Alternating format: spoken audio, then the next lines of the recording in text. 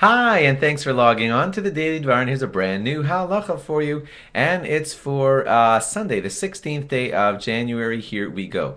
You might see, guys, every day that when people put on their talis or something like that, that they untangle their strings before they begin putting on their talis. You might think that they're just doing that because, well, they're tangled and I just want them untangled. It goes deeper than that. You know that you are supposed to, of course, have 8 distinct strings hanging on each corner of your tzitzis and talis, and they're supposed to be distinctly hanging separately, and that's why you see men untangling their strings before they make the bracha on their tzitzis.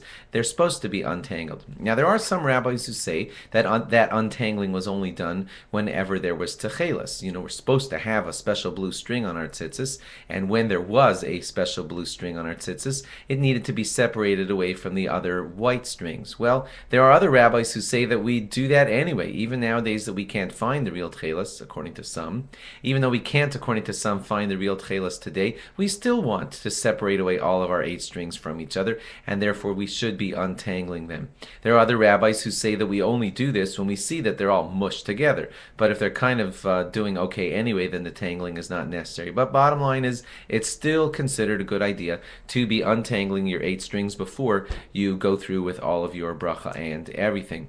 And there are those who say that when you untangle your strings, that adds a heightened kavana to all the intention involved in the mitzvah. So it still certainly seems to be a good idea. And while you're busy doing that, it is always a good idea to check that you have 8 full strings and none of them became torn through whatever was going on the day before. Before you make the bracha, you want to check that there really is a full-fledged proper mitzvah in front of you and that there are 8 strings on each of the corners. We do have a rule called chazaka, which kind of means like a standard assumption that your tzitzis are just as kosher as you left them the day before. After all, we don't check the inside of our tefillin each day, but that's because it's too difficult to check the inside of our tefillin each day. Tzitzis which are checkable each day, it just takes an extra minute or less to check your 8 strings on each corner each day, so we don't rely on chazaka, on that assumption if we don't have to, and that's why you still should try to check your tzitzis strings each day, because it is possible to do that and it's not a big deal. Therefore, we like to say, yeah, check them whenever possible.